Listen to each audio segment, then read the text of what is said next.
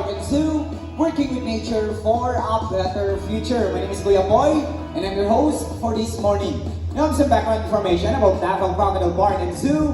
Davao Crocodile Park and Zoo is a private rescue center for endangered and wild animals. And we have been preserving these animals since 2005, and we are in coordination with the DNR, DOT, and KAI. Now, as a way of saying thank you for being with us in this prolific morning, we brought you the show where you will meet our animal ambassadors and to get your free selfies after the show. But before that, I have some friendly energies in you guys. Kahit konti lang tayo, no? Okay now, guys, let's meet our animal ambassadors. They call them the alarm flag of the rainforest, the Kalaw, the Philippine Great Hornbill, na si Mr. Bill. Now come here na, boy. At ayan na siya, folks. Yeah. There you go. At syempre, di kayo magpapahuli ang kanyang younger brother na si JJ. Ayan. Alright, now once again, folks, that is Mr. Bill and JJ, our Philippine Great Hornbill, with the scientific name of Buceros mindanensis. Minda meaning Mindanao, and densis meaning belonging to. Therefore, belonging to Mindanao. As you can see, guys, their bills are ang kanilang mga tuka. It comprises 30% of its body. And also, they have long and beautiful eyelashes po. Kung makikita nyo sa malapitan, ang kanilang mga pilit mata, guys. Legit na legit yan, folks. Hindi sila nagpa-extension. Okay na.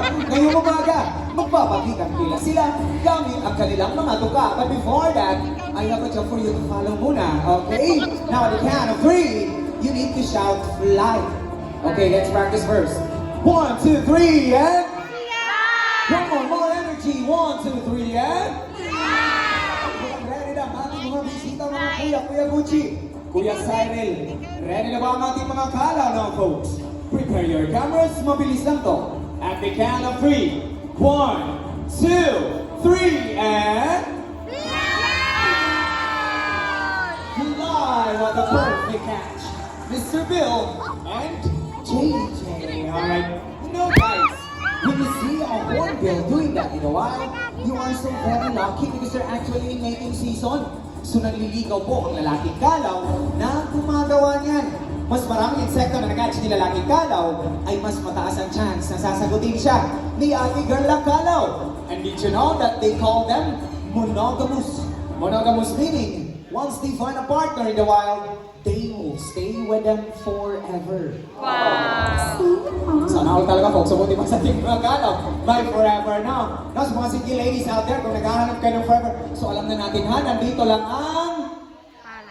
Pwede din sa mga trainers, guys. Eh, joke lang. So once again, folks, magpapakita ang tinas pa ulit ang ating mga kalaw now, folks. Prepare your cameras. Mabilis lang to. At the count of 3. 1, 2, 3, and...